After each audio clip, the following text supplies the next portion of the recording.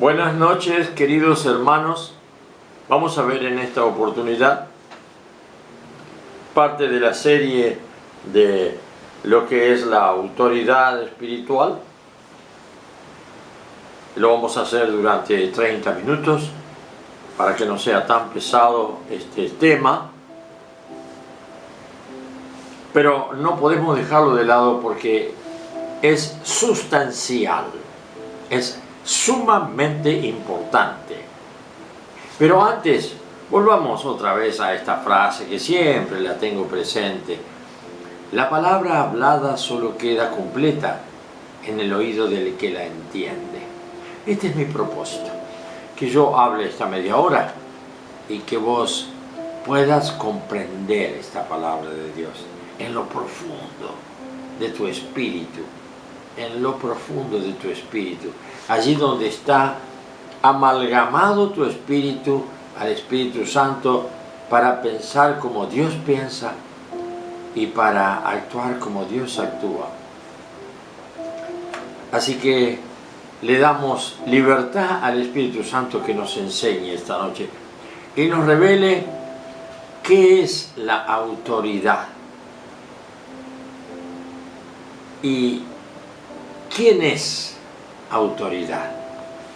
Esta autoridad es en la iglesia, autoridad espiritual, es autoridad delegada. Porque Dios habla a través de su Hijo, el Señor Jesucristo. Y Él ha sido puesto como cabeza de la iglesia. Y Él es el que ha constituido 4 ministerios de autoridad o de gobierno en la iglesia. Y aquí está el tema, que por más que sea fulano o mengano, con nombre, 2 nombres o 3 nombres y apellido, tenemos que cerciorarnos que los puso el Señor delante nuestro y que a mí me puso a este y al otro le puso a otro, para que se sujeten. Y al que le dio autoridad, también le sujeta bajo autoridad. Tenemos acá para considerar esta noche el caso de Levítico capítulo 10. Allí nos habla de que Aarón, el sumo sacerdote, Antiguo Testamento, tenía 2 hijos. Uno se llamaba Nadab y el otro Abiú. Eran hijos de Aarón. Tomaron cada uno su incensario. Tenían incensario propio. El incensario es una especie de receptáculo en donde se ponen brasas, carbón encendido, y tiene 4 cadenitas largas el incensario, y luego el sacerdote y sus ayudantes, ¿qué hacían? Tomaban esa cadena, ese incensario, y le ponían una cucharadita, digamos, de polvo de incienso, que el incienso hacía humo, y con ese humo el incienso era símbolo de la adoración en el Antiguo Testamento. De manera que le ponían eso y salía el humo, y cuando hacían el movimiento del incensario para adelante, siempre para adelante, volvía solo, para adelante y volvía solo, cada vez dejaba una ida y vuelta de ese humo aromático. Y en ese humo aromático estaba la expresión del corazón de la persona y aún del pueblo, representada por esa persona, y esa persona era el sumo sacerdote. En este caso fue, el caso que habla la Escritura es Aarón, y sus 2 hijos eran ayudantes que tenían incensarios propios y que, de acuerdo a lo que el papá hacía, ellos también podían hacerlo, siempre y cuando su papá lo hiciera, ellos lo podían hacer. En este pasaje o en este cuadro de significación muy profunda, nos encontramos ahora con un hecho que sucedió allá en este tiempo. Y dice así, dice, Nadab y Abiú, hijos de Aarón, tomaron cada uno su incensario y pusieron en ellos fuego, brasas, encendidas por supuesto, brasas, sobre el cual pusieron incienso. Y así, como yo se lo expliqué, mi hermano, ofrecieron delante de Jehová fuego extraño, que él nunca les mandó. Y salió fuego delante de Jehová, y los quemó, y murieron delante de Jehová. Esto usted lo puede ir y ver en Levítico 10, 1 y 2. Estamos con palabras de la Escritura. La pregunta es ahora, con lo que continuamos, si usted piensa, qué extraño este hecho, ¿no es cierto? ¿Por qué fueron quemados Nadab y Abiú? Fueron consumidos por un fuego que salió del altar. Murieron.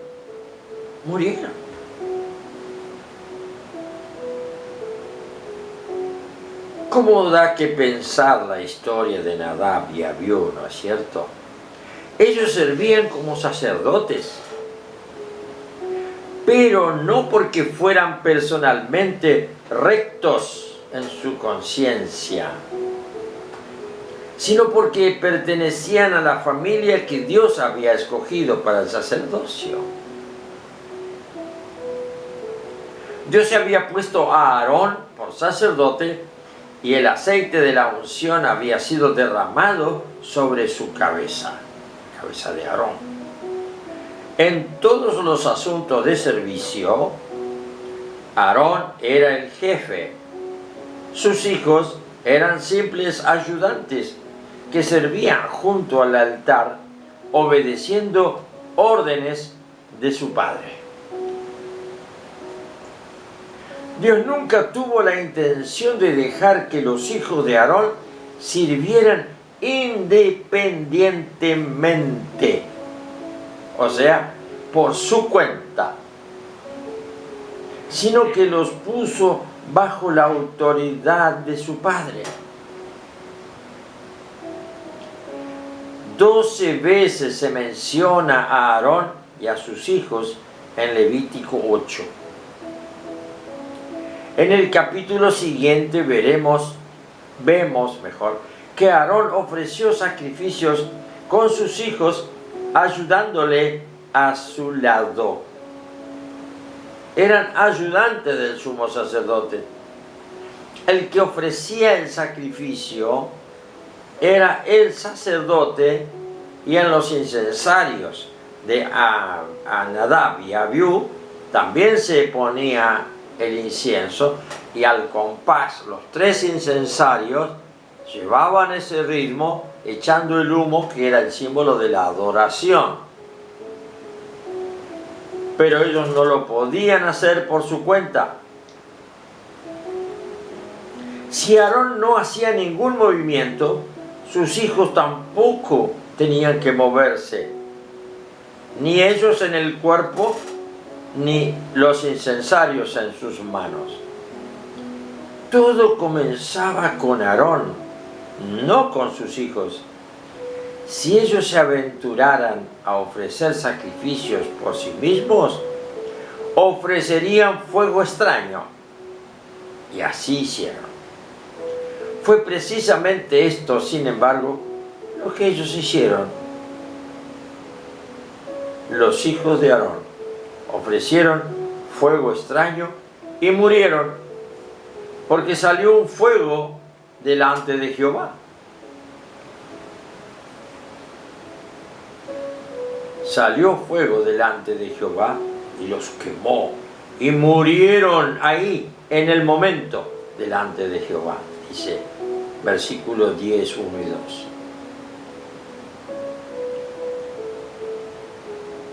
Ellos creían que podían ofrecer sacrificios por sí mismos, así que los ofrecieron sin que Aarón se los ordenara. Fuego extraño significa servir al Señor en la iglesia sin haber recibido órdenes, servir sin obedecer a la autoridad. Te cuento esto y luego continúo con el texto bíblico.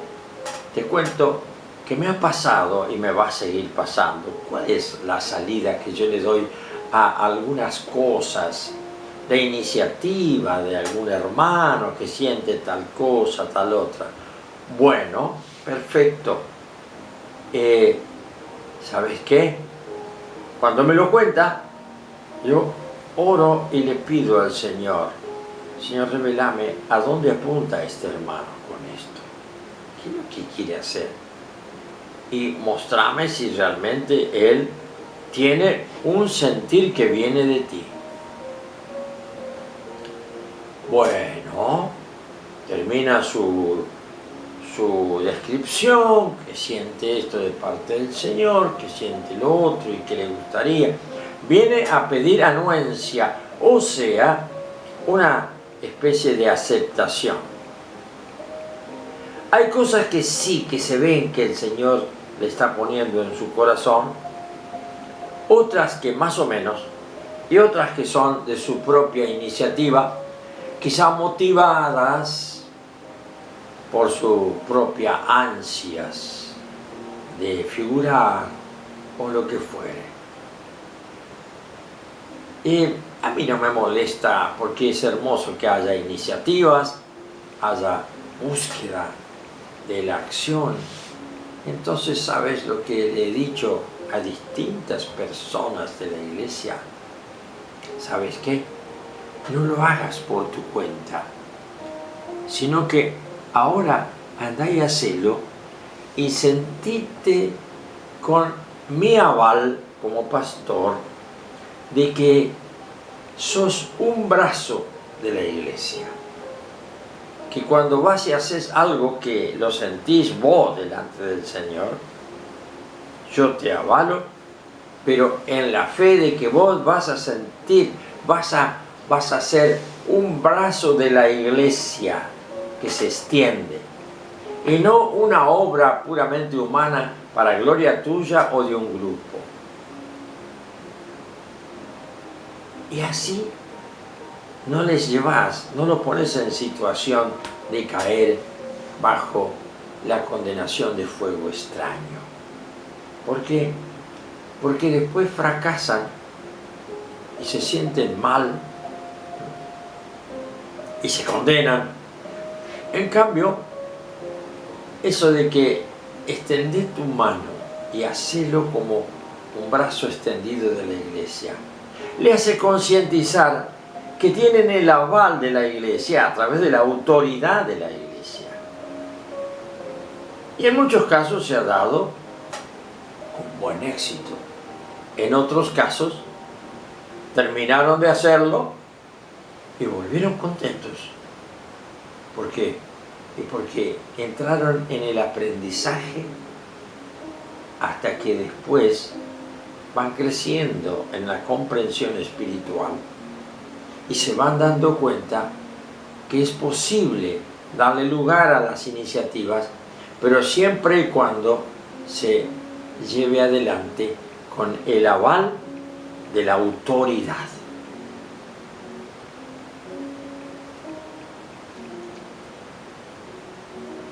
Decíamos que Nadab y Abiú habían visto a su padre ofrecer estos sacrificios durante toda su vida, desde niños. Para ellos esto era muy sencillo hacerlo, así que supusieron que podían hacer lo mismo que su papá. En lo único que pensaron fue en si eran capaces o no de hacer lo mismo que su papá. Le hemos visto tantas veces hacerlo. Ya sé, se toma el incensario, se pone en brasas, se pone incienso molido y luego se levanta el incensario, se lo lleva hacia una altura con el brazo levantado y se lo amaca. Y va y viene. Y allá adelante, ¿qué hay? El altar o el lugar santísimo. Y entonces ahí ese símbolo del incensario, que fue figura en el Antiguo Testamento, ahora viene a ser ese lugar de ministración. Un ministro da la palabra, da profecía, está ministrando al pueblo de alguna manera en la iglesia. Entonces no lo hace por su cuenta, lo hace porque el Espíritu Santo le habla, le hace llegar un mensaje y él va y lo comunica y tiene la autorización. En nuestra iglesia central, Ríos de Vida, en Quilmes, bueno, existe esto. Hay hermanos que tienen el don profético. Entonces van y hablan con alguien que realmente cubre o cumple la función de ministro ya avesado por los años y por la experiencia y por la autoridad espiritual que ejercen, y le explican y le dicen: yo siento que el Espíritu Santo me habló y me dice esto, esto y esto. Entonces es discernido el mensaje que habla esta persona, y ahí el interesado, avesado, como dije, en cosas espirituales, discierne y le dice: sí, bueno, pasa adelante, y cuando creas el momento dado se estará dando y te pasarán el micrófono, pasa nomás. O si no, otra salida. No siempre es muy fácil darle otra salida, pero si uno no ve y ve que hay, discierne que eso es anuncio personal, lucimiento personal, etc., bueno, vamos a esperar un momento más. Sentate ahí, esperamos que el Espíritu Santo te lo aclare todo. Cosas así, para que todo quede bajo autoridad. Y no es que de pronto viene uno y dice 4 cosas que no tienen nada que ver con la marcha del culto, en ese ritmo espiritual de la presencia de Dios, en donde hay un estado de quebrantamiento en la gente maravilloso, y viene alguien y dice algo totalmente disociado de lo que está pasando. Y te cuento una anécdota que la viví yo soy el protagonista de esto. Después de mucho tiempo de estar en una iglesia, en el comienzo de mi preparación, allá por los años 70 y pico, yo veía cómo elevaban esa declamación de la palabra de Dios: dice el Señor, dice el Señor. Y bueno, cosas hermosas, profecías, palabras de ánimo, palabras de fe, palabras de... Bueno, yo decía: algún día me va a hablar del Señor algo así. Es todo un aprendizaje, hermano. Resulta ser que el pastor era tan joven como yo, y ahora yo tengo 80, él tendrá 78. No sé de su vida, quedó allá en el pasado, en la historia de la iglesia. ¿Qué sucedió? Que un día yo estaba con las manos así levantadas en medio de la alabanza y sentí algo que fluía desde adentro, como un sentir, no sé, Yo no podía pensarlo porque si lo pensaba no lo iba a decir nunca. Y si lo pensaba demasiado, quedaba en mi propio pensamiento como algo interesante, pero ¿por qué tengo que decirlo? Creo que ya era el tiempo del Espíritu Santo, haría varios meses, un año que yo estaba en esa iglesia y la regué. ¿Para qué te cuento? Empecé a decir cosas bárbaras, hermosas. El mundo, Dios, el trono, la gloria. Y dice el Señor que será y que no sé cuánto más. Yo no entendía nada ni lo que decía. Bueno, después de cosas así, te viene una vergüenza, hermano. Porque todos escucharon y lo decís en la iglesia donde hay hombres y mujeres que disciernen cosas espirituales, se dan cuenta, lo analizan y dicen, esto está encuadrado en esto, está encuadrado en esto. Yo después fui porque consultaba mucho y muchas cosas al pastor en aquel momento. Así que me dijo,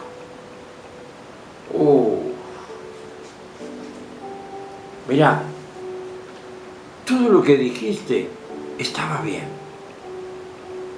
pero no encuadraba en el curso de lo que el Espíritu Santo estaba llevando adelante en la iglesia.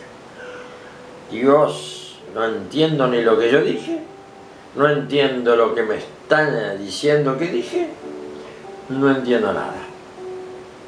Y encima, la gran humillación final. ¿Sabes por qué yo dejé que vos te desahogues hasta el final con tus palabras? Porque el beneficiado eras vos. Porque una vez que vos rompiste el aire,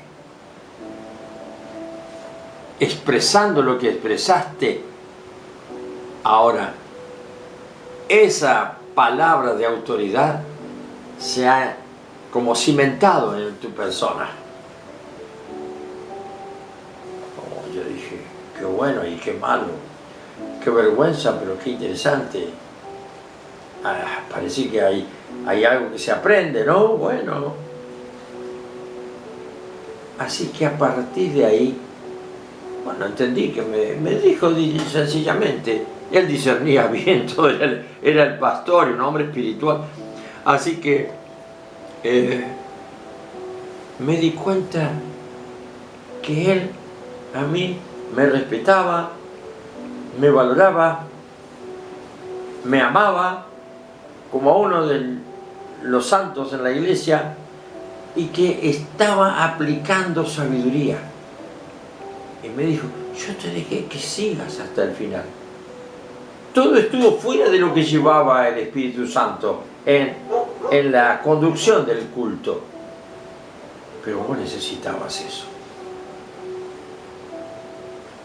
Y lo necesitaba así, porque después ese primer hecho de romper con todo lo que había delante y aún romper con mis propias negativas internas, negaciones internas, oposiciones internas, no, yo largué. Eso rompió, abrió puertas. Así que todo esto fue otra vez y otra vez, y yo le daba lugar a ese sentir interno, pero siempre con santo temor, porque yo he conocido gente que están preparados para tener una oportunidad y largarse a ministrar lo que sienten. Y por ahí,